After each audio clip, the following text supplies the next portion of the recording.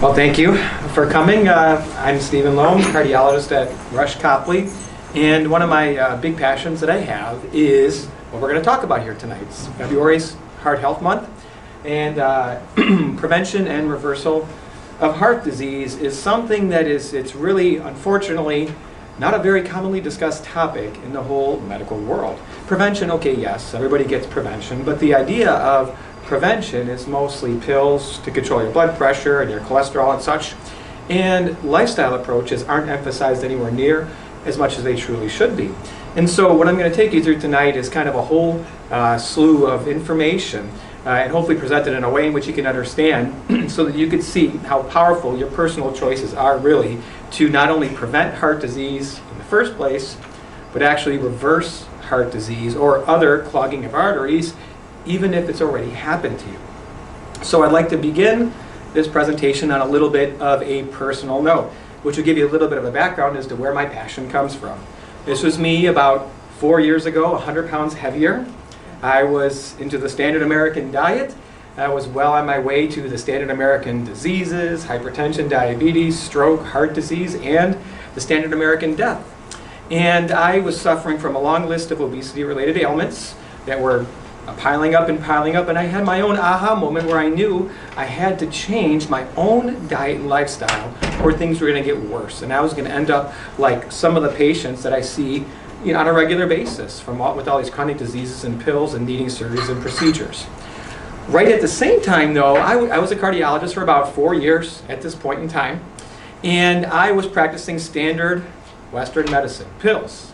There's a pill for this, there's a pill for that. I was trained really well at a major academic university, guideline-driven therapy, guidelines from the American Heart Association, the American College of Cardiology. If this condition is present, here's the medication for it. And I was quickly figuring out that my patients didn't really like pills very much. Pills cost money, they have side effects, and even when I gave my patient all the right pills, guess what?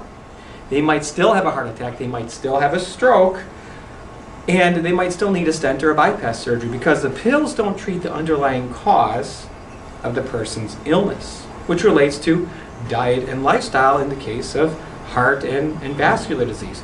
So I was getting a little bit frustrated. So trying to recapture my own health, I made the same mistakes so many Americans make. First mistake, thinking exercise was the key. So weighing 260 pounds, what do? Sign up for a marathon, right? Isn't that what you're supposed to do? So I signed up for a marathon thinking marathon runners are always nice and thin. Maybe that's what I should do. I'll lose weight. So I start with brute force exercising, trying to burn off calories and lose weight. And I changed my diet a little bit. I read the USDA dietary guidelines 2 times over, and that's a huge document. So I did things like eating chicken and fish, low-fat dairy products, olive oil all over my vegetables. I was eating a ton of vegetables, and I still ate unhealthy food in moderation. Moderation, right? That's what everybody always says, everything in moderation. Well, I come to find out, no, that's not right. I lost a little weight through brute force, getting rid of some of the junk and processed food that I had, but I was frustrated. I was still struggling, knowing there was something missing from my approach. Why isn't my weight coming off faster? Why is my energy level not that great? With all the chicken that I was eating, my blood cholesterol levels were actually going up. What's going on here? Then Netflix randomly said I should watch this. It's a documentary called Forks Over Knives. And I watched this documentary and they say things like, heart disease is a toothless paper tiger. The need never exists, and if it does exist, it need never progress. And I said, what are you talking about? I was trained at a major university, and all those 2 professors, the major professors that taught me, they're both obese and diabetic, they said straight out that heart disease is progressive. It's part of the aging process. If you smoke, yeah, you damage your arteries, but never did diet or lifestyle come into the discussion in regards to the cause of artery clogging. So it wasn't in my mindset. But here, I got these prominent physicians telling me on this documentary that heart disease need not exist. So I was angry, frustrated, but also thinking this must be propaganda. There's no way it's real that you could actually reverse heart disease. I would have been trained, first thing, how to reverse heart disease, right? That's what I would have been trained in. This is legitimate stuff. I went and looked up the references, I studied and studied and studied and said, how is this not a part of my training? And we'll get to that later on in the presentation. So I changed my diet. I ditched the dairy, had beans instead of the meats, took out the oil out of my diet, and what happened?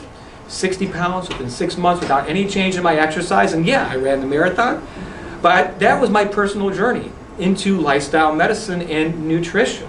So I'm going to share with you now a lot of the things that I've actually learned, which may blow your mind away.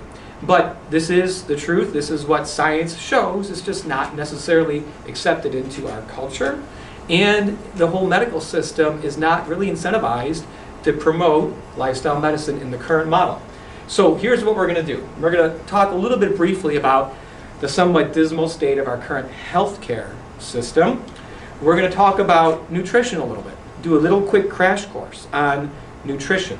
We're going to go through how we can prevent and reverse heart disease once it's already happened. And then we're going to talk a little bit about what you can do individually for your own health, and not only for your own health, but for the health of others too. So to get right into it, in the United States, heart disease is thought to be the #1 cause of death in the United States since 1918, since the flu hit. #1 cause of death, cancer is catching up, but so many people die from heart disease every year in the United States, about 600,000 people. Just about as many people died last year from heart disease as the number of American soldiers that died in all wars in American history combined ever. That's a lot of people, just 1 year from heart disease. And to put it in perspective, heart and circulatory disorders kills this many people compared to war or pregnancy and birth complications, murder. This is the perspective. We're talking about hundreds of thousands of people every year. Yet it's nearly 100% preventable and even reversible. Let's think about that for a second. We have a cure right now for America's #1 killer, for the planet's #1 killer. Diet and lifestyle related. Yet, still, 600,000 people last year in America alone died from heart disease despite us having a cure. Why do we let so many people die from a preventable disease? I'll tell you why. 2 words. We'll explain exactly why we do. Culture and money. That's it. The American culture is very much not health focused. We're not preventative mindset. We simply love our traditional American food. Burgers, fries, hot dogs, processed food, and sugar has become a normal part of the American culture. Not to mention sedentary lifestyle and video games, etc., and the kids. That's the American culture. And money. We have a multi-trillion-dollar healthcare system which gets paid essentially nothing for preventing disease. Actually, they get paid less for preventing disease. They get paid more to let the disease happen and then treat it afterwards. And we have pharmaceutical industry that is so profitable. We spend more money on pills in America than the rest of the world combined. We have 5% of the world's population in the United States, yet we take 75% of the world's pills. And we have a multi-trillion-dollar food system, which is not feeding us the healthiest food, right? There's no money in broccoli. That's just the way it is. This is why we let so many people die prematurely. We live in a capitalistic society. This is the truth. That if you wanted to design a healthcare system 100 years ago, say, okay, we're going to design a healthcare system that's based solely on money making. How would you design that system? Well, there's 2 rules. Rule number 1, you don't want healthy people, right? If everybody was healthy, didn't take pills, they were thin, they exercised, didn't smoke, there'd be no money in that type of a healthcare system. But you don't want people to die either, right? Because if somebody just keels over and dies, there's no money in that either. So the money is keeping people alive with multiple chronic diseases, taking multiple pills, seeing their doctor all the time, getting scans left and right, being hospitalized, needing surgeries and stents and bypasses. That's how we make it a profitable healthcare system. And it's not like hospital systems want people to be sick. They don't. But they cannot do things if they don't get paid for it. They just can't. They'd have to close their doors. They couldn't pay their bills. So this is what's ended up happening to our system, all because we have it set up for profits based on how many tests are done, how many surgeries are done, how many patients are seen. And that worked great a long time ago when people were coming in with a cold or a broken bone or a cut. That makes sense. But when you have chronic diseases like heart disease, diabetes, obesity, hypertension, this model does not work. So in the United States, Medicare is going to be broke by 2026. We spend 2.5 times the amount of money per person than the UK does on healthcare. 2.5 times. Here is the percentage of our economy that goes to healthcare spending. In the United States, we tower over every other country. Almost 20% now of our economy is healthcare spending. And you look at the next leading country is at 12%. Many of them average around 9 to 10% of their economy is healthcare spending, but we're more than double that in the United States. Well, hey, you come to the United States, you get the best healthcare in the world, right? Well, guess what? Life expectancy, according to the World Health Organization in the United States, is dead last of all industrialized nations. We're dead last despite all the money that we spend on healthcare. How can that be? If you want to live long, don't stay in the United States. If you want a crazy laser procedure or have a rare diagnosis, yes, please come here. We can do those things. It relates to the unhealthy diet and lifestyle of Americans and the lack of focus of our healthcare systems in regards to prevention and even reversal of disease. So what I tell people, when I have somebody in front of me that's whatever, a 250-pound diabetic that just had a heart attack, and they're saying, I can't believe I got myself into this. I've had a horrible diet and lifestyle my whole life. Look what I did to myself. I had a heart attack. And I say to them, listen, man, it's not really your fault. Our whole culture, our whole society, everything is set up to allow us to develop these chronic diseases. It's all set up this way. So I say it's not really your fault. Everybody knows they should eat healthy, they should exercise, they should eat their vegetables and stuff. But think about this. Your instincts, your human instincts, you love sugar, salt, and fat, right? We have something called the motivational triad where we try to seek pleasure. We want to avoid pain. We want to conserve energy. That's the way that we evolved to survive, right? Seeking pleasure. What more pleasure do you get every single day than what you eat for breakfast, lunch, and dinner? The sensations of sugar, salt, fat, these things, we love it. That's the pleasure seeking that is inherent in human nature. Is that person's fault that's sitting in front of me? No. Avoiding pain, conserving energy. Well, when people aren't used to exercising, they go to the gym, it hurts. It hurts. And that's certainly not conserving energy. The number one cause of death in human history was starvation, not having enough food. So conserving energy is built into us so that we wouldn't waste energy when we didn't need to. Well, guess what? We're not starving nowadays. Quite the opposite. But we have these instincts, right? So that's not the person's fault that's sitting in front of me. The second thing is our culture. In the United States, think about this. The day you turn 1, you get a cake put in front of you. Now the kid's addicted to sugar, right? Halloween candy was breakfast, lunch, and dinner for me for a week at least after Halloween. That's the American culture. It's a normal part of our culture to drink sugary drinks. It's a normal part of our culture to eat fast food. It is a normal part of our culture to be overweight or obese, because 80% of America now is overweight or obese. But the fact that that person sitting in front of me after a heart attack was born into this culture and became a food addict because of what the culture told them to eat, not that individual person's fault.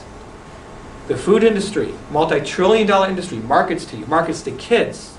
They have food scientists that can make food so good and so addicting that it's just, you can't say no to it. You can't just eat one cookie. You have to eat 20 because they made them so good you just can't stop.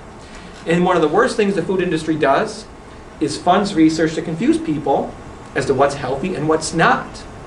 We know the truth about nutrition, which we're going to go over here during this presentation. But they don't want people to know the truth. They want to confuse people. If they can just introduce doubt into people's minds as to what's healthy and what's not. Sugar is the culprit. No, it's fat's the culprit. Eggs are good. Eggs are bad. Cheese is good. Cheese is bad. What's going on? Why is this so confusing? They want you to be confused, because when you're confused, you're going to follow your instinct and your culture, and you're just going to eat whatever you want to eat. So the food industry does this to us on purpose, not our fault. Government policies, they're going to support big agribusiness. Money talks. They're going to support the dollars, right? The USDA has 2 jobs. They have the job to help support agribusiness, agriculture industry. Tell Americans what to eat is their second job. Well, come on. They're not going to say don't eat a certain food, because that's going to really hurt the agriculture business of that area. So they make vague statements. They don't go all in regards to what's perfect to eat, which we're going to go over. But then they go on and they subsidize foods that aren't necessarily healthy, like corn and soy, so you can feed livestock. Sugar is heavily subsidized. Well, what about broccoli? What about beans? An apple a day keeps the doctor away. Where are the subsidies for apples? They don't exist. They just don't exist. Government policies, not your fault. And the last thing that's not the fault of the person sitting in front of me is the fact that our healthcare system doesn't promote prevention or diet and lifestyle. I've had a number of patients that are obese, and I told them they need to lose some weight, and they say, "You're the first doctor that's ever told me this." I'm like, "How can I be the first doctor that's ever told you this? Your body mass index is 34. You really need to lose weight." Our healthcare system just doesn't, we're not trained in this. Doctors just don't think it's their job. So this is why America is sick. So what we really need to do is change our system so that the food industry, the pharmaceutical industry, our healthcare industries get paid to prevent disease, not get paid to propagate illnesses, not to let people get sick first and treat them later, but prevent it. That's what we need to change our system to do. So we have decided to accept culture and money over health. We have made the decision that it's okay to let all these people die. When you think of all the preventable diseases related to diet and lifestyle, more than 1 million Americans every year, when you add them all up, die from preventable diseases. But we said, that's okay. We've accepted that as a culture, as a society, so that we can eat our food and businesses can make a lot of money. Does that make sense? To me, it doesn't make sense. It really shouldn't be that way. So we truly have two choices in our lives in regards to our health. The road on the right is just keep going to your doctor who doesn't focus on lifestyle medicine and take more pills and more pills and more pills. Don't change your diet, don't change your lifestyle. More pills will accumulate, more chronic diseases will accumulate. It's a cloudy sky. I hope a heart attack doesn't happen, a stroke doesn't happen. One of the many preventable cancers certainly could happen. Or you could choose the road on the left. You could take control of your own health. Eat clean. Stay physically active. Don't smoke. Reverse your chronic diseases. You won't need the pills. Hopefully you won't be hospitalized. Live to be 90 years old in good health with your marbles intact, being functionally active. That's what we want, right? We need a complete paradigm shift away from the pill model and letting chronic diseases continue. Somebody's once a diabetic in our system, always a diabetic. We don't cure diabetes. We control it with some pills, and then they're always diabetic. Same with hypertension, same with heart disease. Once you have heart disease, you always have heart disease. We put a stent in, a bypass, wait for the next one. We never reverse it or prevent it. We need to shift our paradigm. Right now, our system, you only see your doctor for 10 or 15 minutes. Doctors get paid more patients that they see. It's a productivity model. The visit is very, very short. And doctors don't get paid for prevention, like we said. Lifestyle, therefore, is not adequately addressed. Doctor just doesn't have time to ask you what you eat for breakfast, lunch, and dinner. Do you exercise? They might say, oh yeah, by the way, you're overweight, you need to eat healthy and exercise. Here's a handout, boom, see you later. Most people just won't make any changes if that's the approach. We need a new system, a new model, where there are long appointments with an integrative approach. You see a nutritionist, an exercise physiologist, a psychologist to help with stress, food addiction, help you sleep better, which is so important for your overall health. We need to not get paid for productivity. We need to get paid if we help somebody lose weight. We need to get paid if we get people off of medications or reverse their diseases. This is the new model that we need. So let's think about this. In America, we put in 1.2 million stents in people's hearts every single year. About $50,000 each stent when you add up all the bills at least. Yet 1% of people die during the procedure. That means we actually kill 12,000 people as a complication of stents every single year. Not to mention 4% complication rate of heart attacks. So we cause 48,000 heart attacks. Open heart bypass surgeries. 500,000 Americans every year get their chest sawed open, veins taken out of their legs. This huge, extensive surgery. Laid up for a couple months at least. Well, there's a 3% risk of dying from bypass surgery. That means 15,000 people die of a result of our surgeries every year. And a 3% risk of stroke. That means we caused 15,000 strokes as a result of our surgeries. Lifestyle medicine, changing your diet, guess what? Doesn't kill anybody. Doesn't cause any heart attacks, doesn't cause any strokes, and doesn't cost hardly any money compared to the cost of stents and bypasses. So now, we're going to talk a little bit about our friends, the monkey and the rabbit. So, monkeys are eating bananas all day, right? Rabbits are eating carrots all day. They're physically active. They don't smoke cigarettes. Guess what else monkeys and rabbits don't do in their natural environment. They don't clog their arteries. Their arteries are perfectly clean in their natural environment. Yet, if you take these animals and you bring them into the lab and you feed them cholesterol and saturated fat within less than a year, you severely clog their arteries. That's the model that's been present for 50, 60 years in research and medicine. But there's something else that's amazing that we really need to understand to get at why it is that diet and lifestyle is so important. And that is, once you've clogged these animals up, and I don't advocate animal research, of course, at all, but once these animals are clogged, if you stick them back into nature, put them back in their bananas and carrots, and let them stay physically active, guess what happens? They reverse the clogging. Well, it's been shown in humans too. But what we really need to understand the concept of lifestyle medicine and disease reversal, is that the default state of the human body is to be healthy. We only become unhealthy and develop diabetes, hypertension, or clog our arteries if we actively do something to harm our body in regards to eating the wrong foods, remaining sedentary, smoking cigarettes, or other things we're exposed to that damage our system. Think about this. You took a knife and you cut your hand, start bleeding. But if you do nothing, your body magically stops the bleeding, forms a scab, and scars it over. Within about a month or so, you're completely healed up if you do nothing. However, if you took a knife and you cut yourself 3 times in the exact same spot, breakfast, lunch, and dinner, hint, guess what? It'll never heal because you constantly injure the same spot over and over again. Well, our arteries on the inside are no different than our skin on the outside. We constantly injure them, though, every time we eat cholesterol, saturated fat, sugar, processed food, junk food.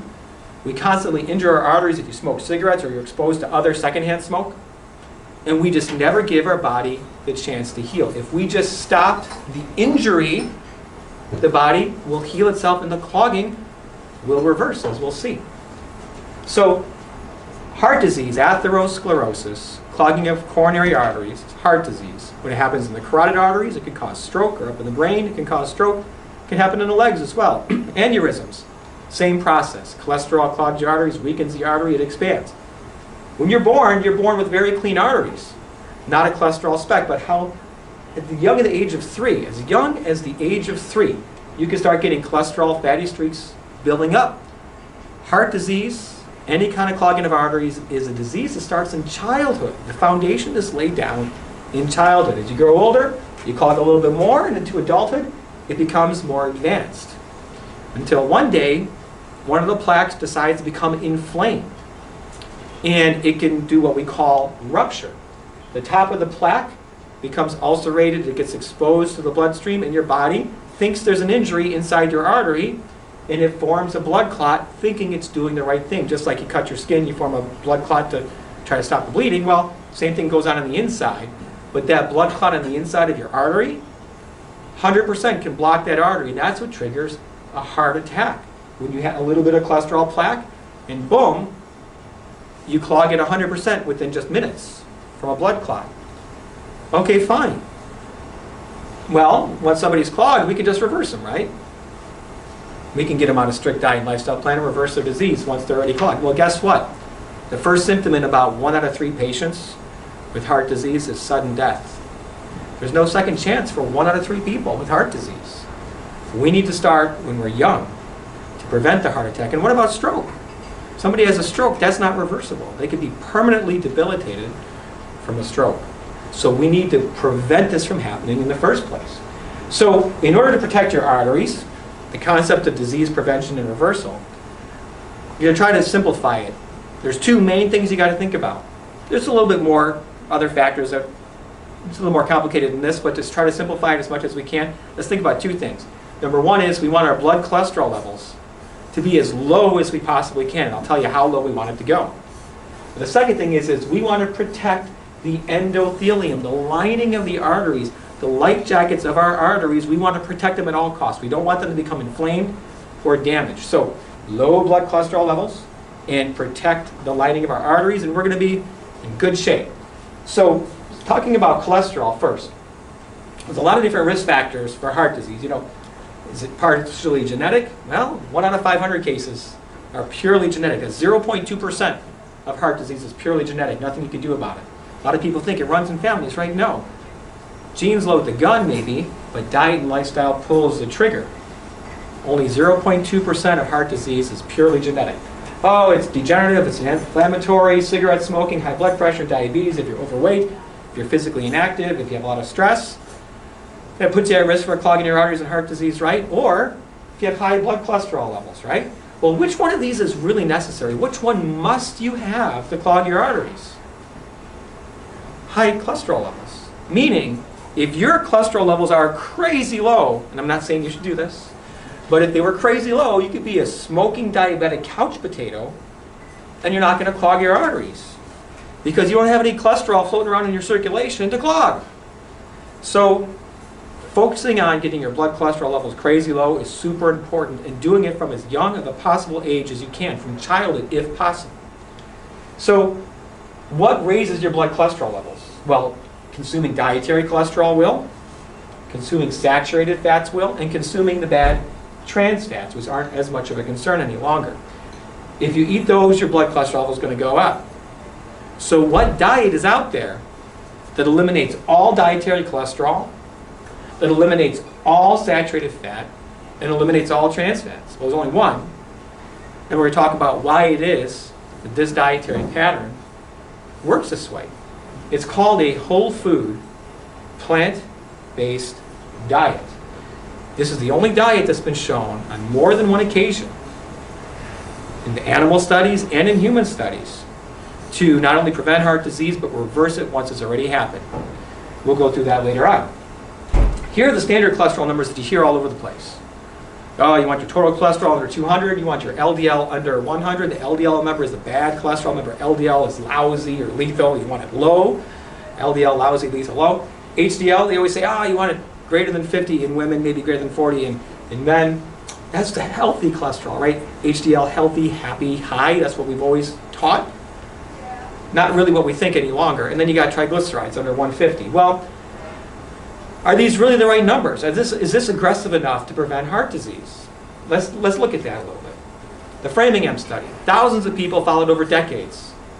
The biggest study ever done, essentially, following people prospectively into the future to see what factors cause clogging of arteries and heart disease and heart attacks. Well, in the Framingham study, 35% of people who had heart attacks in this study had a total cholesterol between 150 and 200, which was technically in the normal range. Must not be a good blood cholesterol level. 35% of people with heart attacks have that, right? If your blood cholesterol level total was under 150, there were no heart attacks. There were no strokes in that category. So we really advocate under 150 for total cholesterol. That's what the American College of Lifestyle Medicine really wants.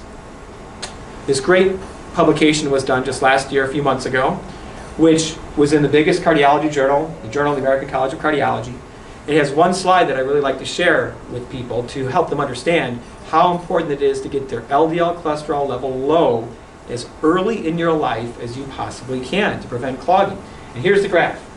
So here's how it goes. Age is down here, and this is assuming the average American's LDL cholesterol level is 125.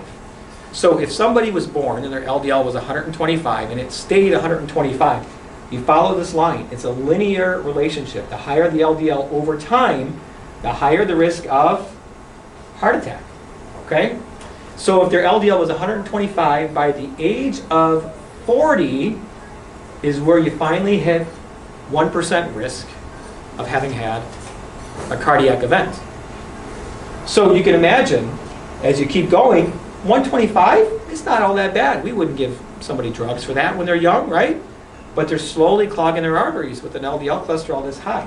By the time you hit the age of, say, 60, you're already somewhere around 5% risk if your LDL is only 125. That's too high, right? Now, let's think about this. If your LDL is higher, say your LDL averaged 150 or 160, your line is actually going to go more like this, meaning your 1% risk might happen around the age of 30. And by the time you hit the age of 40, you might already be at 5%. if your LDL is 150. Now let's look at this the other way. Where do we want it? As you're going to see, we want the LDL at least under 70. So if your LDL is at 70, your line is going to be more like this. You're not even going to hit that 1% mark till maybe around you're 70 or 80 years old, if you can keep your LDL crazy low from the day you're born. So this is a really good graph that kind of explains how important it is. So now I have somebody, say, whose LDL has been 125. Now they're 40 years old. They're coming to me and they're saying, Doc, I'm at 1%. Thank goodness I got lucky. Well, if you start eating clean, you can alter your trajectory and make it go this way so that your risk stays relatively flat. If you don't alter your trajectory, you keep your LDL 125, you're going to go this way. And if you get worse, if you go and you eat more cholesterol, more saturated fat, and your LDL goes up over time, your line is going to go more like this. So you want to keep your line this angle so that you never even hit that 1% mark. Keep your LDL as low as you can from as young of an age as you possibly can. So what are optimal LDL levels? You got a little hint. A lot of lines of evidence consistently demonstrate that a physiologic normal LDL level is between 50 and 70. Between 50 and 70, which is considered pretty low. So if you think about this, babies, they're between 30 and 70 when they're born. Healthy wild adult primates, monkeys, who are eating their plant-based diet, physically active, out in their natural environment, their LDLs are between 40 and 80. They don't get heart disease in their natural environment. If you look at clinical trials, clinical data, this is research on what we call primary prevention, trying to prevent the first heart attack or the first stroke. Each one of these dots is thousands of patients in a clinical trial. And you plot all this together and see, where does this go? We have our LDL cholesterol down here, and the risk of having a heart attack over here. If you line all these up, which cholesterol number do you get at to find a zero rate of heart disease? 55. So if people can get their numbers to 55 from the day, starting the day they were born, or as young as you possibly can do it, your rate's going to be zero. Now what about you already have heart disease, you've already clogged an artery, you've already had a stroke? These are clinical trials with thousands of patients showing where their LDL cholesterol is once you've already had heart disease and their event rate. Well, once you've already had heart disease, you have to be more aggressive. To get this line to reach an event rate of 0 so you don't have another heart attack or stroke, your LDL has to be around 30. That's crazy low. We never really target anything less than 70 in our current guidelines. So highest risk people, we say LDL less than 70. But LDL less than 70 is still going to give them maybe 5 or 6% event rate within 2 years. 5 years to 2 years, depending on the study. So really, we want it to be lower than that. We need to be very aggressive with that LDL to keep it as low as we can. So despite the low risk of clogging arteries and heart attacks, when you get LDLs, they say, this is the National Institute of Health, less than 100, despite the low risk, the intensity of clinical intervention that's going to be required to get everybody's LDL under 100 would financially overload our system, is what they say. They say drug usage would rise enormously. Now they're assuming that the only way to get LDL cholesterol levels down is a pill. It's not. We could do it with diet and lifestyle. And so Dr. Caldwell Esselstyn, who we're going to introduce you to a little bit later on, Cleveland Clinic physician, still this day in his mid-80s is the head of the Heart Disease Prevention and Reversal Program at the prestigious Cleveland Clinic. He says the reason given for not advocating for lower levels of LDL cholesterol was that it might frustrate the public who would have a hard time maintaining their lower levels. But he thinks, and I agree, that the public's greatest frustration might actually come from not being informed as to what the optimal levels are, not being told the truth as to how aggressive we truly need to be with our cholesterol numbers. We really need to keep our LDLs at least under 70 from as young of an age as we possibly can. Once you've already had heart disease, go for even lower. So really, we want our total cholesterol under 150. We want our LDL under 70. Don't worry about the HDL. No drug targeting HDL raising has ever been shown to reduce cardiovascular disease. Really, we're looking more into something called the efflux capacity, which is a whole different talk about HDL. So don't worry about it. And sure, keep your triglycerides under 150. So that's really what we want. So getting into the nutrition part of it, how do we get our cholesterol numbers as low as we possibly can using food, using diet? Well, let's think about a little quick crash course on nutrition here. There's only 3 main food groups you need to worry about. So throw everything in the trash from your brain about anything nutrition you ever learned before, and let's make it nice and simple here for you. So the 3 food groups are processed foods.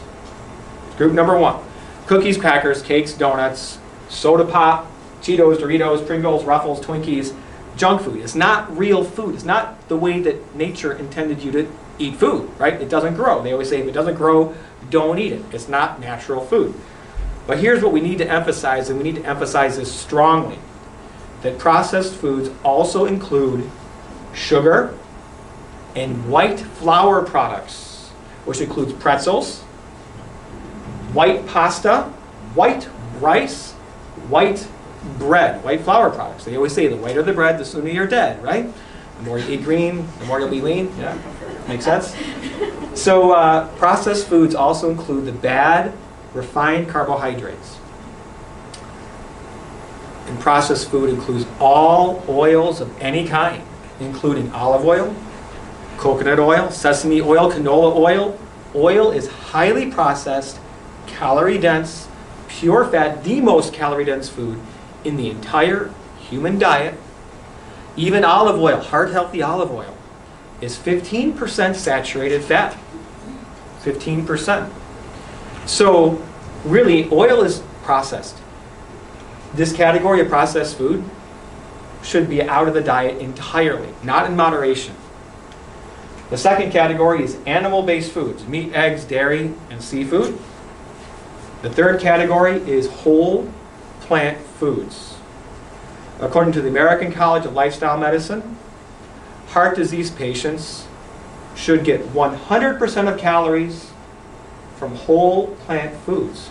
A whole food, plant-based diet free of oil. So, cholesterol in your diet, it only comes from animal products. Meat, eggs, dairy, and seafood. Think of it this way. Your liver makes all the cholesterol you need for your body. You don't need to consume any in your diet. Any cholesterol in your diet is bad cholesterol, right? You don't need to eat any. Zero, none. There's no such thing as a deficiency, a dietary deficiency of cholesterol. There's no daily minimum amount you're supposed to get. So if you don't want to clog your arteries with cholesterol, if you want your numbers to be as low as they possibly could be, don't eat any at all. So beef, pork, poultry, fish, seafood, eggs, dairy products have cholesterol. A cow has a liver, which makes cholesterol. A chicken has a liver, a pig has a liver. That's why animal products have cholesterol in them. You have your own liver, you can make your own, don't eat any cholesterol. Plant-based foods have 0 cholesterol in them. An apple a day keeps the doctor away. There's no liver in an apple making cholesterol. That's the way you can think of it, right? So fruits and vegetables, beans, grains, nuts, seeds, herbs, spices, all those things, there's no cholesterol in these things. So if you look at different foods and their cholesterol content, you'll see that per 100 grams, egg yolk blows everything away in regards to how much cholesterol is in it. And just even without the yolk, 1 egg, 100 grams of eggs, which is a little bit more than 1 egg, is 373 milligrams of cholesterol. Liver, every time you're eating an organ, it's always going to be high in cholesterol. I mean, cholesterol is made in the liver, right? So eating liver is going to get you a lot of dietary cholesterol. But butter, oysters, lobster, crab meat, shrimp, a lot of cholesterol. Cheese is very, very high in cholesterol. Beef, fish, pork, chicken, sour cream, ice cream, cottage cheese. Even Greek yogurt and skim milk have some, yet the plant foods have none. The number 1 source of cholesterol in the American diet in most surveys is chicken, because we consume so much of it in our diet. The number 2 source is usually eggs. It goes back and forth, chicken and the eggs, depending on which survey you look at. So chicken and eggs, number 1 source, number 2 source of cholesterol in the American diet, when we don't need to eat any. So should we eat any cholesterol? Again, already alluded to, we shouldn't, right? What does the USDA dietary guidelines specifically say about this? Because the government's not going to lie to us, right? They only tell the truth. Well, they do say, as recommended by the Institute of Medicine, individuals should eat as little dietary cholesterol as they possibly can while eating a healthy eating pattern. As little as you can is 0, right? Yet when they show the My Plate, when they show what people eat, they show a dietary pattern of somebody eating about 100 to 300 milligrams of cholesterol in a day. Well, that's so contradictory. Wait a second. Eat as little as you can. Oh, here, have 200 a day. Well, that's like saying, don't smoke cigarettes, right? But showing somebody smoking 5 cigarettes a day. Makes no sense. Don't smoke cigarettes should mean 0. Should we eat any saturated fat? Well, same thing. Saturated fat is not an essential nutrient. We don't need to eat any to live. 95% of saturated fat in your diet, in the American diet, comes from animal products. Meat, eggs, dairy, and seafood. With the rest coming from oils, coconut, nuts, and seeds. So we really don't need to eat any saturated fat. When we look at foods that are high in saturated fat, butter is way up there. Very high. When you look at other things, coconut oil, palm oil, super, super crazy high.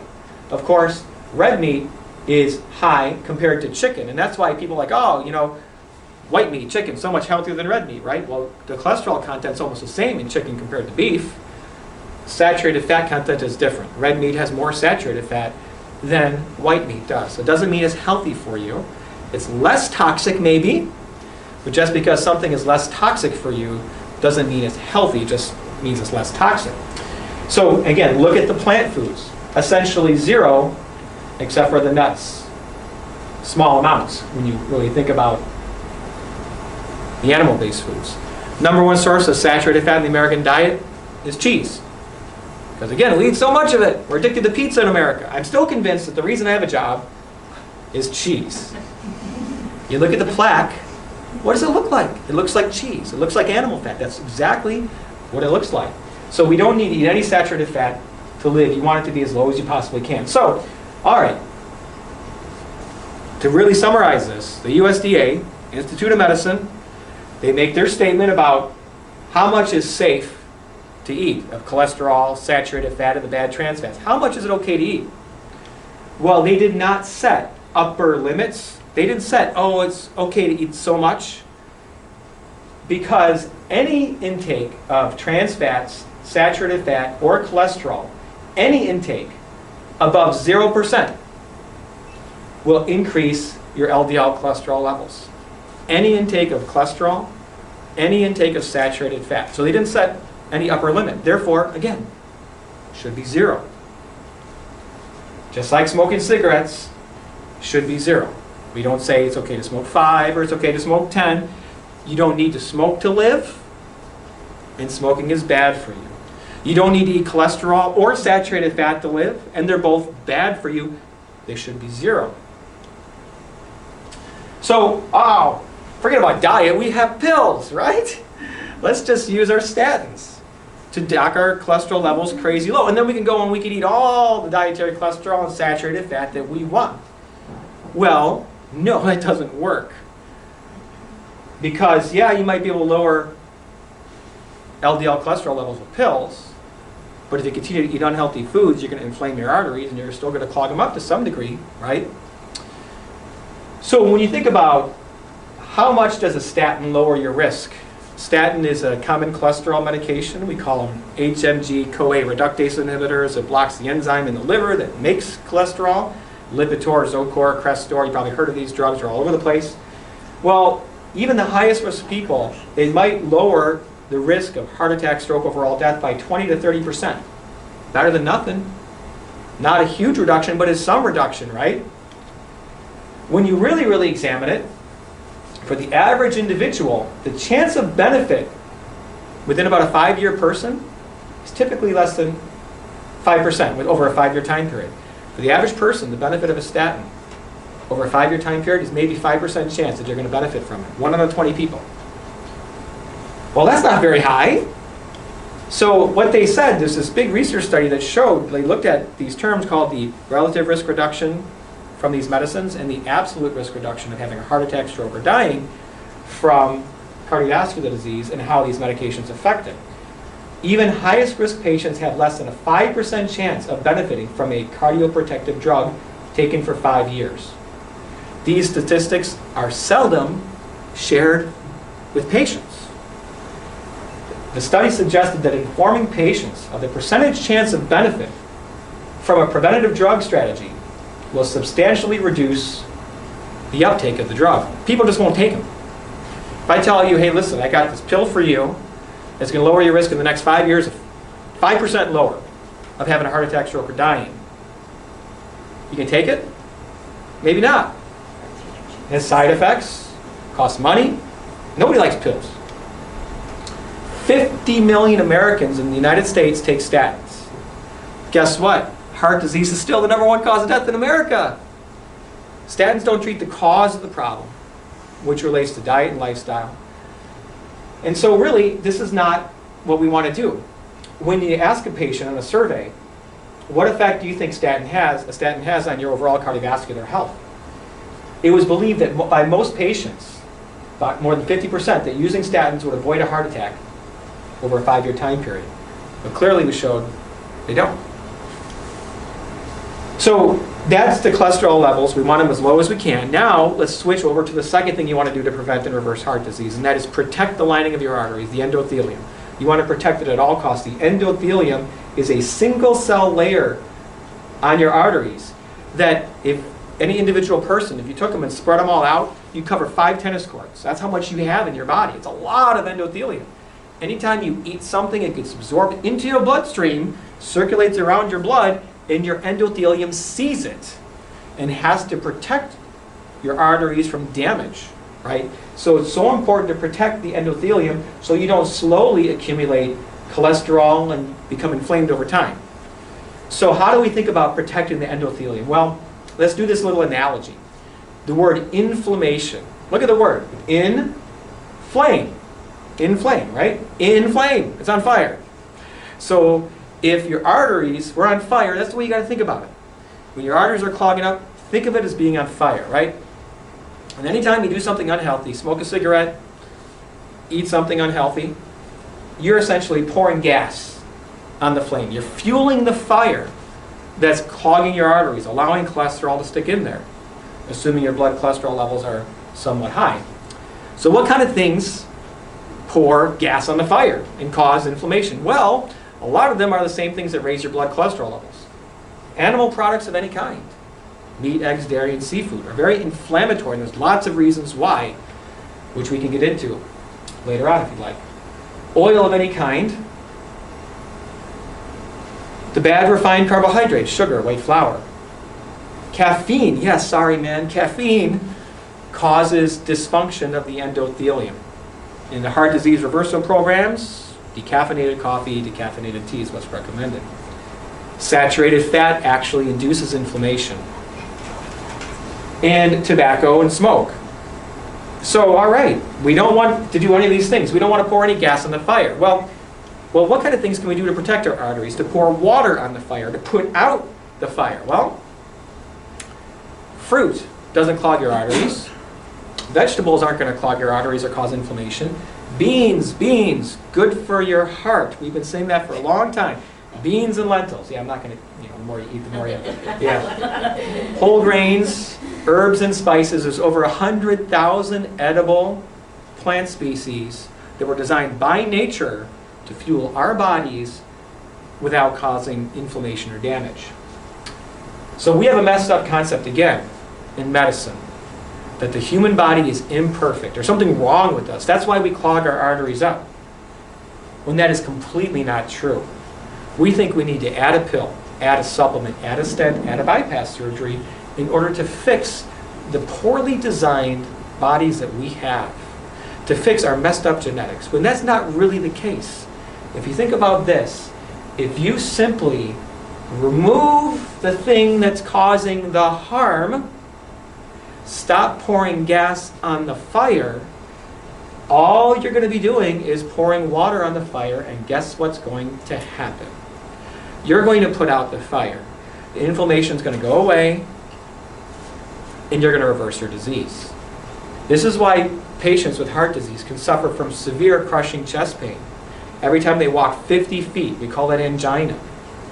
And they go on a whole food plant-based diet, and within 3 weeks, they're walking a mile or two. Very well established, published multiple times, that you can reverse the inflammation in just a couple weeks by changing your diet, and by reversing that inflammation, it opens up the smaller arteries, we call it the microvasculature, allows the blood flow to improve, and symptoms resolve very quick of angina. So we want our blood cholesterol levels to be crazy low. We want to protect our endothelium. Those are the main premises of protecting your arteries, the prevention of heart disease and reversal of heart disease. Now I'm going to tell you straight out that guess what? I lied to you. Beginning of the presentation, I told you heart disease was the #1 cause of death in America. Heart disease is not the #1 cause of death in America. According to the Global Burden of Disease Study, funded by the Bill and Melinda Gates Foundation, the #1 cause of premature death and disability in America were dietary risks. The #1 cause of premature disability in America was also dietary risks. So it's about time that we tell the American public the truth again, that it's not heart disease that's the #1 killer, it's our diet that's the #1 killer, because our diet causes heart disease, our diet causes diabetes, our diet causes hypertension and obesity and many cancers as well. We need to say the American diet's the #1 cause of death. So how is there such a disconnect between how powerful eating clean, eating plant-based, staying physically active, exercise, not smoking, how powerful that is to prevent and reverse disease, and the actual practice of medicine in our system? We alluded into a couple things like the financial issues, the way our healthcare systems are set up. But let's think about this analogy. Imagine you're back in the 1950s. Everybody smoked. Doctors smoked cigarettes. You go to a medical conference, it's a haze of smoke. Everybody's smoking. I had a patient that showed me the burn wound on their arm from when the cardiologist dropped a cigarette on their arm during surgery and burned them at the Cleveland Clinic. Smoking during surgery. This is what happened. They recommended pregnant women smoke. This is the marketing. Blow in her face and she'll follow you anywhere. Come on. This is ridiculous, right? But doctors in the 1950s and early 1960s, they didn't smoke. Despite 7,000 publications coming out saying smoking was harmful to you, the Surgeon General finally, after those 7,000 publications, puts a warning on cigarettes in 1964, says smoking may cause cancer. The very next day, your own American Medical Association comes out with a statement against the Surgeon General stating extensive research has shown smoking in moderation is okay for you. Have you heard that before? Moderation? Unhealthy things in moderation is okay for you? Could it be because the American Medical Association took a $10 million sponsorship that year from the tobacco industry? Maybe. You currently look at guidelines from the American Heart Association about what you should eat. You go to their website and you see beef recipes and egg recipes. And you go, what's going on? I thought red meat was not good for your heart. Saturated fat, cholesterol. What's going on? Why are there egg recipes? Eggs might be the #1 source of cholesterol in the American diet in many surveys. Then you go and look and see who sponsors the American Heart Association, and you see the Texas Cattlemen's Association and the Egg Board and every single major drug company out there. They have no interest in the prevention or reversal of heart disease. They wouldn't have any sponsors. The American College of Lifestyle Medicine does not take sponsorships from the food or pharmaceutical industry. And guess what? They recommend 100% whole food, plant-based diet free of oil for heart disease patients. So, if you were a doctor or a patient, say you're a patient, 1962, before the Surgeon General's warning, you're going to have no clue how bad cigarettes are for you because you have no access to the science. Everything was very protected, common people, there's no internet, you couldn't go on websites and find this stuff. If you wait until your doctor tells you to stop smoking, you may have lung disease or lung cancer anymore, but you had no choice, right? Now today, if you look at doctors today, most doctors are overweight or obese. You go to a medical conference, it's all pizza and processed food and potato chips. That's what we get fed at medical conferences, right? If you waited for your doctor to tell you to ditch processed foods and animal-based foods and eat only whole plant foods, between your doctor's bites of eating burgers and processed foods and being overweight and sedentary, you may have one or two or more chronic diseases that have already had a heart attack or stroke already. Here today, the difference is we have access to this information. Social media is out there. Go to nutritionfacts.org. You'll find so many different videos that are free that'll teach you all the right evidence-based things about food and nutrition. So we need to spread the word and get this out there because nobody else is going to do it. There's too much money involved, right?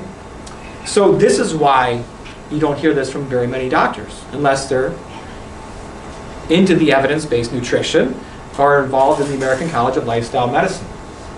So this is what Americans really eat. 63% of calories come from processed foods, 25% from animal-based foods, and only 12% from whole plant foods. And half of that 12% is potatoes from French fries and tomatoes from ketchup. Isn't that crazy? Me personally, I get 100% of my calories from this category. Now, the processed foods includes oils. It's so important to eliminate oil from your diet. So important. It's nutrient poor and calorie dense.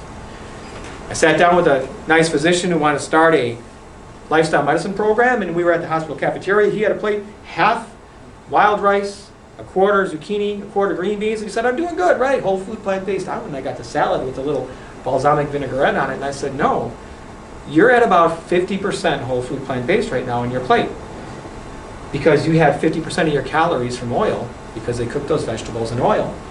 And they probably put oil in your wild rice too.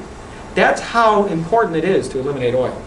So just a little side note, that even if you think you're eating only whole plant foods, if you throw oil in there, there's so many calories in oil compared to the calories that are in vegetables, they're going to skew this whole graph. So you want to get as many calories from this green part as you can. And it is a spectrum. Yes, you get the most dramatic result if you get 100% of calories from whole plant foods. However, a lot of magic happens around 90%. The longest living cultures in the world, called the blue zones, they never got to 100% in their diet. One of them was 99%, but they averaged 95% of calories from plant foods. And their other 5% wasn't here. Their other 5% was here. Okinawans, 65% of calories from sweet potatoes, 25% from rice, 1% pork, 1% eggs, 1% fish. They didn't smoke cigarettes, they were physically active, they all ate tons of beans in their diet. So if we don't want to get the diseases that our culture gets, then don't do the things your culture does. If you want to have disease rates of the blue zone cultures where they don't have heart disease, it doesn't exist, they don't have diabetes, they don't have breast cancer, prostate cancer, colon cancer, the preventable cancers, then do what they do and eat predominantly plant-based. But here's the issue. If you already clogged an artery, you already have heart attack, stroke, chronic disease, 95% might not be enough for you. Because the blue zones, who were living a long time, Sardinia, Italy, Okinawa, Loma Linda, California, Seventh-day Adventists, they were eating 95% plant-based on average from the day they were born. And if you weren't doing that, 95% is not going to be enough. Hence the science and the recommendation showing that 100% is the way you have to go. So USDA dietary guidelines say half your plate fruits and vegetables, the other half grains and protein, which could be animal protein or plant protein, and 3 servings of dairy a day. Now, I don't know about you, but I'm not a cow. Milk is baby growth food, right? I don't want to grow. When I was trying to lose weight, I was still drinking lots of low-fat dairy products. Milk is baby growth food. Humans are the only species that drink milk into adulthood, the only species that drink milk from a different species, and we choose 1,000 to 2,000 pound cow to get it from. If anything, we should be drinking monkey milk, right? It's more like us, but you can't buy that in the store, and probably wouldn't be nice anyways to have monkey milk, but you get my point. We're not supposed to be drinking milk. You get it from your mother when you're a kid, then you're done. You wean and you're over with, right? Canada removed dairy completely from its food pyramids. European countries, slowly but surely, dairy's coming out, dairy's coming out, dairy's coming out. Why does dairy persist in the United States? Money, industry influence. They get it on the food pyramids, it's in all the schools, it's in all the prisons, it's all over the place. Lots of money involved. Even the government is bailing out the failing dairy industry right now to the tunes of billions of dollars of subsidies because they know everybody's drinking almond milk and soy milk and flax milk and hemp milk and quinoa milk and pea milk and oat milk. There's so many different milk alternatives out there that have no cholesterol in them. Most of them had no saturated fat in them. And animal agriculture, as you see, is causing a lot of environmental destruction, so people are switching away from dairy products for that too. This is what we should be having. According to the American College of Lifestyle Medicine and the Physicians Committee for Responsible Medicine, fruits and legumes, not protein, should be legumes. Beans, lentils, those things. There's more than 100 different types of beans and lentils. Vegetables, grains, and you drink only water. Maybe tea, maybe a little black coffee, but you should be drinking water. This is what we call a whole food, plant-based diet. So important to emphasize this, that you're supposed to eat the whole food. Eat the orange, no orange juice. Eat the olive is fine, but don't squeeze all the fat out of the olive and make olive oil. That's no different than squeezing all the juice out of oranges and making orange juice, which we know is not healthy for you. That's sugar water. So eat the olive is fine, but no olive oil. Whole food, plant-based, and it's so important to understand this. Now, wait a second. Where am I going to get my protein from? Is always the first response. Well, it turns out plants have protein. And plants have all the nutrients you need. Where does a cow get protein? Where does a pig, where does a chicken get protein? It gets them from eating the plant. So when you eat a cow, you're eating protein that the cow got from the plant. But they eat the plant, the corn, the soy, the grass, whatever. They do all this stuff to it. They add cholesterol, they add saturated fat to it, not to mention growth hormones and antibiotics, because 80% of antibiotics are given to livestock, not to humans. You're getting all those things, and all the pesticides in the corn and soy, which is non-GMO, very pesticide-laden, get bioconcentrated within the tissue of the animal, and then you're eating it. You get more pesticides by eating animal products than you do by eating plant products. Isn't that crazy? So anyways, why not just eliminate the middle moo, and instead of eating the cow, go straight and eat the plant, and you'll get fiber in your diet, which we haven't talked about. Fiber, which is so important for your health, only comes in plant-based foods. There is no fiber at all in animal-based foods. So if you're worried about protein, first question you have to ask is, how much do you need? A woman needs about 45, 46 grams a day. A man, 55, 56 grams a day. If you ate nothing but brown rice and broccoli, these aren't even high-protein plant-based foods. There's not beans and nuts are higher in protein than these are. If you had 2,000 calories of brown rice and broccoli, it'd be kind of a boring diet, but if you actually did it, you will get 80 grams of protein right there, just from brown rice and broccoli. So you clearly can get all the nutrients you need. Everybody over the age of 50 should be taking vitamin B12. If you're on a 100% plant-based diet, you really don't get much B12, because B12 comes from bacteria. And animal-based foods are very dirty. They have a lot of bacteria. You've got to wash your hands when you handle chicken or beef. You've got to be very careful. Salmonella, all these other things are around. They have a lot of bacteria, so they make B12, whereas we sterilize and wash very cleanly all of our fruits and vegetables and beans and such, so we don't get B12 from them. Like 10,000 years ago, they would just pick the carrot from the ground and they would munch right on it. They'd be eating some soil. While they're at it, they would get bacteria and get their B12 there. 1 cup of pond water has enough B12 for a day. But now we drink sterilized water. So if somebody's on a 100% plant-based diet, they should be taking a B12 supplement, but don't worry about running out to the store if you're on a plant-based diet for a week, because you have 3 to 5 years of B12 stored in your liver. You don't need to run out to the store and grab a B12 supplement right away. You're fine for a little while. So, but you get everything you need. So in order to really solidify this thought that you can get everything on a plant-based diet, let's look at the statement from the largest nutrition organization in the world, the position of the Academy of Nutrition and Dietetics, American-based Nutrition Association, the biggest one in the world. They say straight out that it's the position of the Academy of Nutrition and Dietetics that appropriately planned vegetarian, including vegan, and we'll get to what this word means in a minute, 100% plant-based diet, are healthful and nutritionally adequate and provides health benefits in the prevention and treatment of certain diseases. These diets are appropriate for all stages of life, including pregnancy, lactation, infancy, childhood, adolescence, older adulthood, and for athletes. My wife, 100% plant-based while conceiving our last 2 children, breastfeeding our last 2 children, and all 6 of my children are 100% plant-based right now, and they're thriving. So we get all the nutrients we need on a plant-based diet. So why do we eat animal-based foods? Convenience, habit, culture, taste. That's it. Not for nutrients. We don't need to eat the animal-based foods to live. When we eat them, we clog our arteries. These guys don't eat animal-based foods. You ever hear Tom Brady? Maybe he just won his 6th Super Bowl. He eats 98% plant-based. Aaron Rodgers is about 95% plant-based. Kyrie Irving, one of the top basketball players in the NBA, 100% plant-based. Patrick Babomian, German strongman, bench presses 750 pounds, did a yoke walk with 1,300 pounds on his back, broke the Guinness Book of World Records, 100% plant-based. That's where these guys get their protein from, is from plants.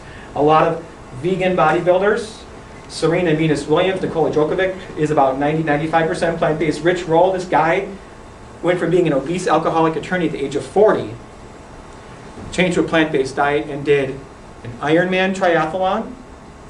It's a 2.4-mile swim, 112-mile bike, and a full 26-mile run. Now, he didn't just do one. He did 5 of them in 5 days. That's crazy. And he did them on 5 different islands of Hawaii. One will kill people. You know, trying to run one marathon is hard. He did 5 Ironmans in 5 days. And this guy, Scott Jurek, ran the Appalachian Trail, which is 2,200 miles up and down mountains in 46 days. Guinness Book of World Records. That's more than 2 marathons a day. 46 days in a row, up and down mountains. 100% plant-based for more than a decade. Elite athletes can get all that they need from a plant-based diet. Now, we're not talking about a vegan diet. You may have heard the V word, vegan. In the medical world, we don't like the V word because this could be a vegan diet. Oreo cookies are vegan. There's no animal product in Oreo cookies. There's no cholesterol in Oreo cookies. Doritos, some Doritos. Soda pop, French fries. The Impossible Burger, you ever seen this thing? It tastes better than a real burger. But it has coconut oil in it. High in saturated fat, a lot of processed foods and additives, not to mention it's probably usually served on a light refined carbohydrate bun, which has sugar and oil and preservatives added to the bun. That's not healthy for you. If somebody says they're consuming a vegan diet, I know they're not eating animal products, but I don't know what they are eating, because they could be eating this all day. So just because somebody's on a vegan diet doesn't mean it's a healthy vegan diet. That's why we say whole food, plant-based, or if you wanted to say a different way, you could say whole food vegan diet, and then maybe people will know more what that means. I eat a whole food vegan diet free of oil. So that's really what we want. So what the heck is left to eat? Everybody's thinking. Well, you had a whole food plant-based diet tonight. Pretty good food.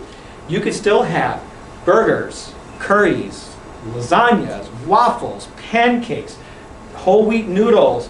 You can have everything you ever thought of. There's even donuts, there's brownies and cookies, there's stews and lentils, and I mean it just goes on and on. Obviously salads and sushi, and there's everything you could ever want to eat that you used to eat. We can make it in a whole food, plant-based variety. You don't need to give up anything. You can get all you want on a whole food, plant-based diet. The food is spectacular. The longer you do it for, the more your taste buds change. When you're eating standard American, then you go and you eat whole food, plant-based initially. Some people say this food tastes horrible. Well, yeah, you've been eating a lot of sugar, salt, and fat, and your taste buds are all messed up and tuned to that. Now, you take out the sugar, salt, and fat, or you eat more cleanly. The first day or two, you might say this isn't the greatest, but as you eat more and more and more, your taste buds adapt, and you love the food, and you crave it. And then you go back and you eat what you used to eat once and go, whoa, I can't believe how sugary that was, or I can't believe how salty or fatty that tastes. I used to eat that all the time. It's no different than when somebody smokes cigarettes. They never noticed the smell of smoke in other people. But then all of a sudden they stop smoking, and then a week after they stop smoking, they get into an elevator and go, oh my gosh, that guy stinks like smoke. Wait, did I used to smell like that when I was smoking? It's because your sense of smell adapted. Once you stop smoking and you stopped smelling that over and over again, now you can sense it in other people. Same thing happens for sugar, salt, and fat taste. Once you cut it out of your diet for just a week or two, you become hypersensitive to it, and you can go back and eat a potato chip after cutting salt out of your diet for a week, and you go, wow, that is the saltiest thing I've ever had in my life, because you changed your taste buds. So give it time, and the food tastes spectacular. So let's talk about some founding fathers of this concept of lifestyle medicine. Nathan Pritikin, one of the founding fathers of lifestyle medicine, he made a statement, all I'm trying to do is wipe out heart disease, diabetes, hypertension, and obesity. That's it, nothing more.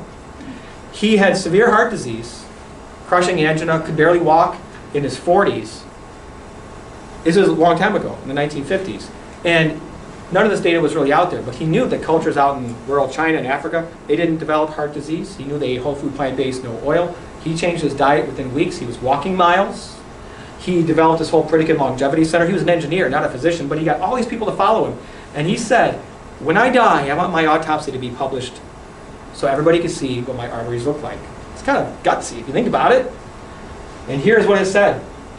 In a man 69 years old, he died from leukemia, which actually he had before he changed his diet.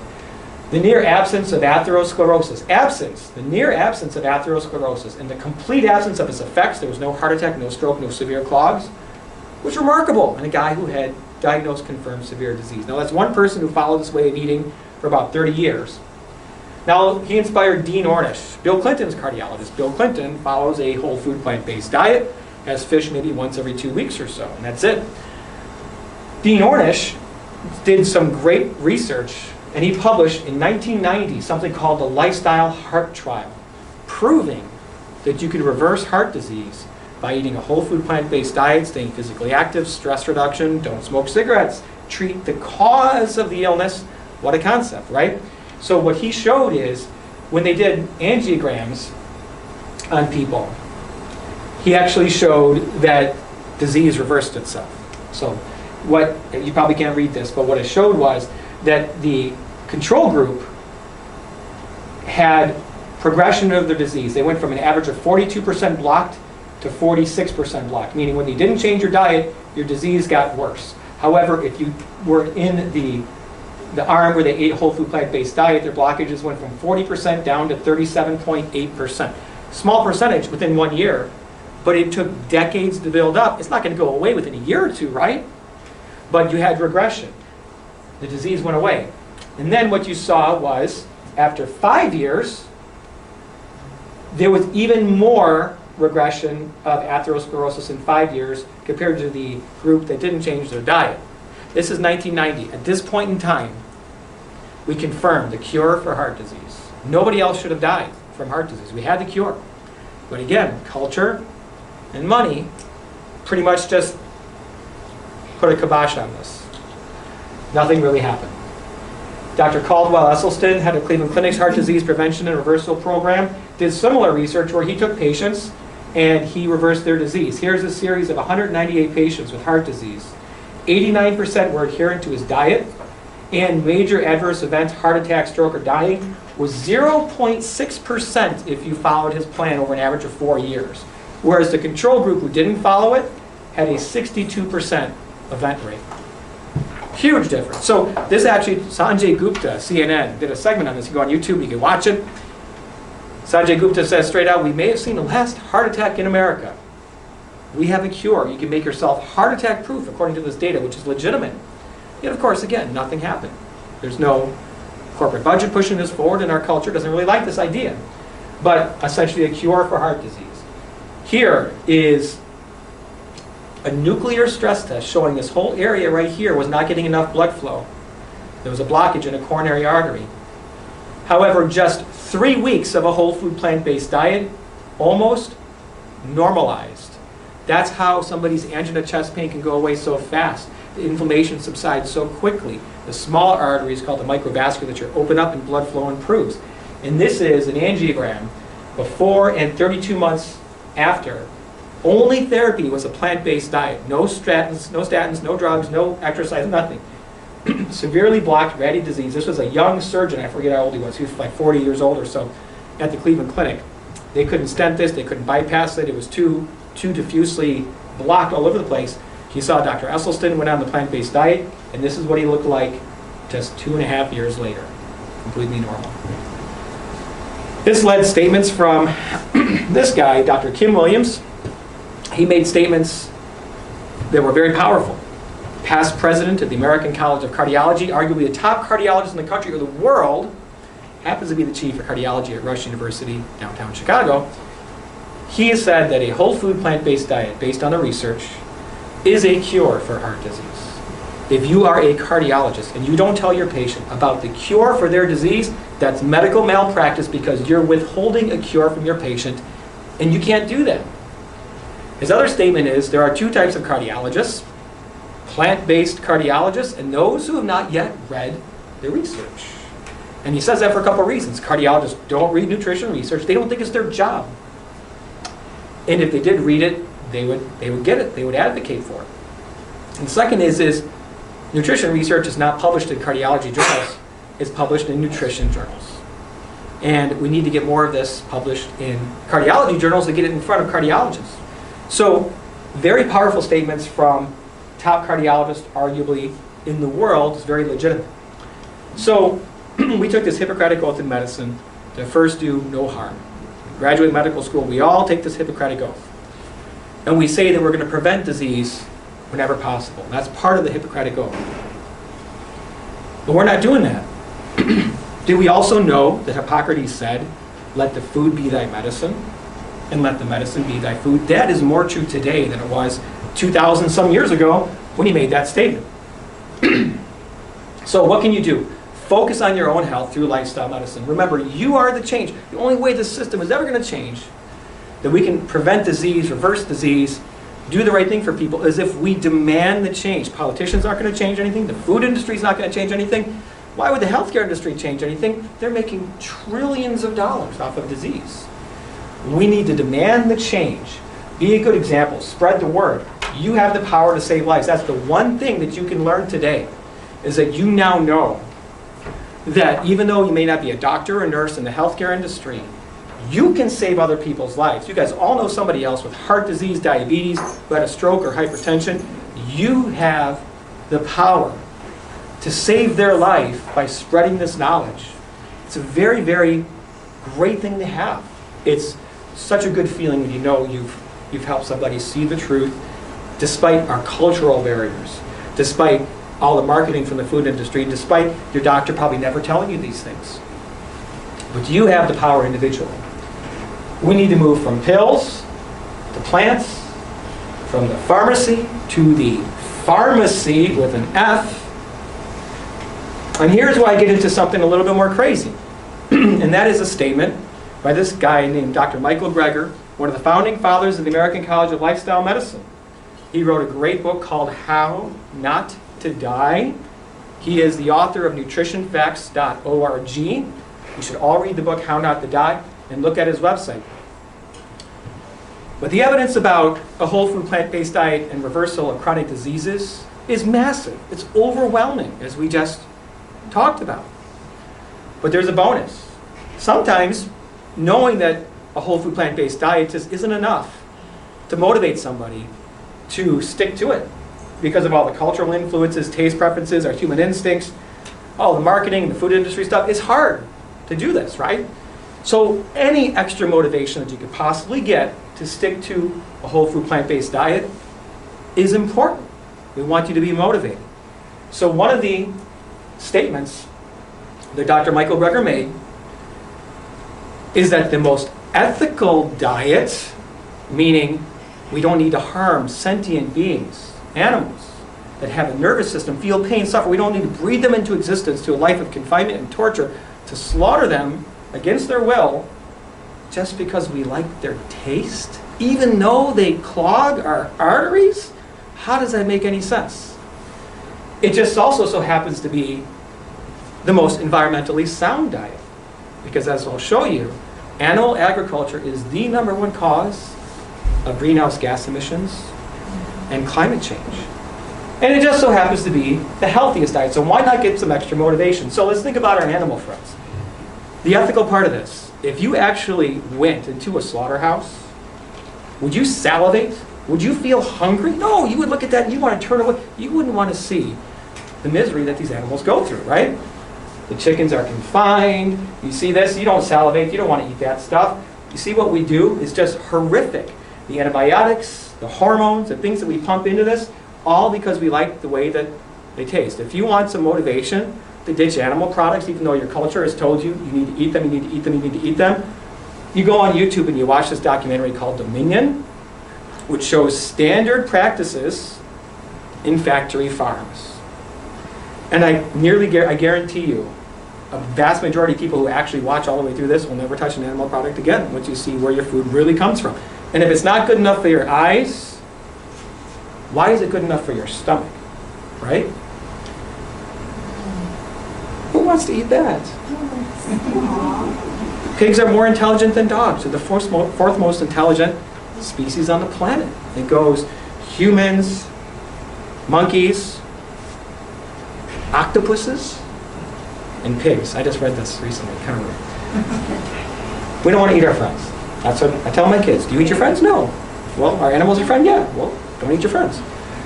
Animal agriculture is the #1 cause of species extinction, ocean dead zones, greenhouse gas emissions, freshwater pollution, and rainforest deforestation. They knock down the rainforest to grow crop to feed livestock and to allow livestock to graze. We are in a climate crisis. If we want our kids to have a planet to live on, the United Nations and everybody, they've said straight out, at least a 90% reduction of animal products we need in our diet, quickly.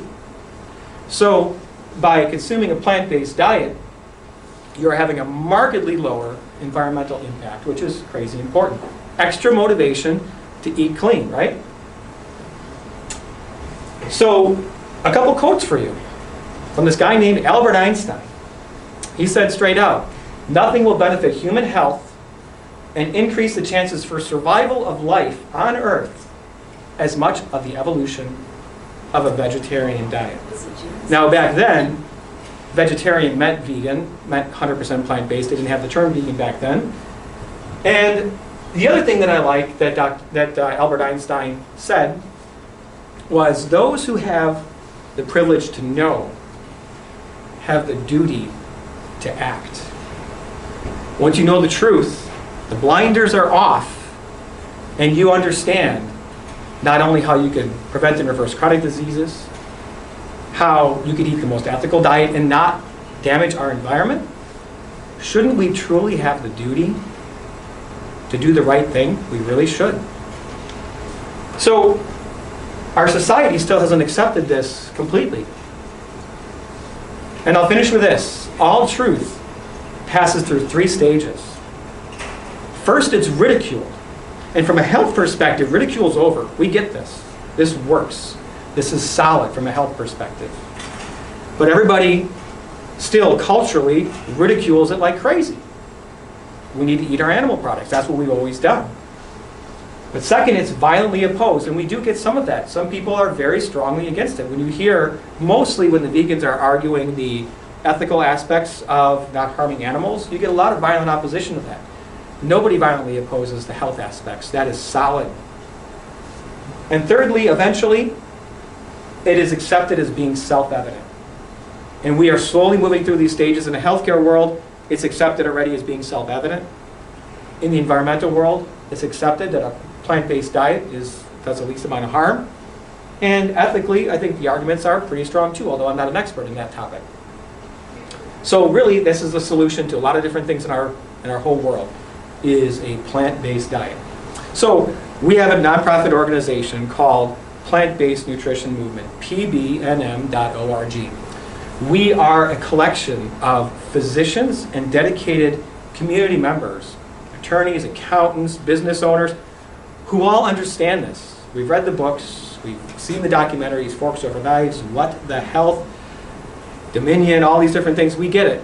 And we understand that the only way anything's going to change is if we demand the change.